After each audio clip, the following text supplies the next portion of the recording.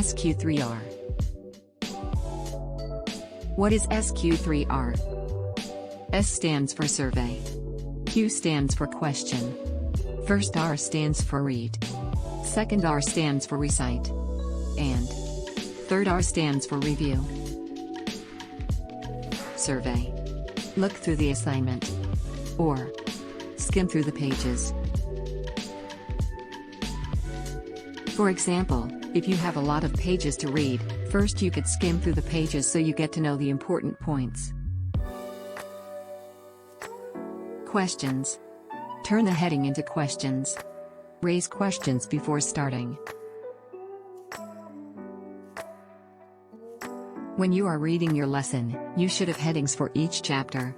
So before you start reading, change the headings into a question. For example, if the heading is our immune system and its importance, you can turn it into a question as what is immune system and why is it important? Or you can frame it in a more unique way too. You should be able to answer the questions you raised after you have completed studying. Read. Read your lesson completely. You should read to answer your questions. Now you should read your lesson completely, like the way you study usually, but it is not required for you to memorize each and every word. At the end of this method you will remember everything without memorizing. Recite. Say your answers aloud. Spell out your answers so it stays in your mind. If you read aloud, the answers and important terms, the words will stay on your mind. Review. Take notes of what you learned. Or jot down key points. After reciting, note down what you learned and the important terms. Don't forget writing equals reading 100 times. Now let's see how Mary uses this method to study about malnutrition. This is her lesson on malnutrition, which she will study using the method SQ3R.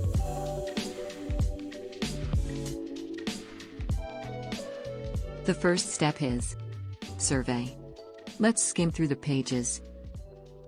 When Mary skims through the pages, she gets to find malnutrition occurs when the body doesn't get enough nutrients.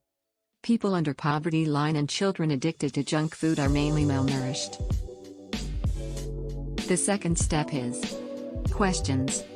Let's change the headings into questions. Mary changed malnutrition as, what is malnutrition? People under poverty line as, why are people under poverty line malnourished? And children addicted to junk food as, what causes do children addicted to junk food face? The third step is read. Let's read the lesson completely. Malnutrition. People under poverty line. The food they eat doesn't have enough calories.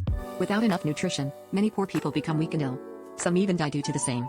This is known as malnutrition. Children addicted to junk food. These processed foods are very bad for health and contain high amounts of fat. These processed foods are a good example for empty calories. Eating a lot of processed food can cause obesity and other health problems. The fourth step is recite. Let's read aloud the answers for our questions. Question 1. What is malnutrition? Malnutrition occurs when the body doesn't get enough nutrients. Question 2. Why are people under poverty line malnourished? People under poverty line are malnourished because the food they eat lack nutritions. Question 3. What causes do children addicted to junk food face? Children addicted to junk food are affected by obesity and other health problems. The fourth step is review. Let's jot down important points. Malnutrition occurs when our body lacks nutrients. People under poverty line and children addicted to junk food are malnourished.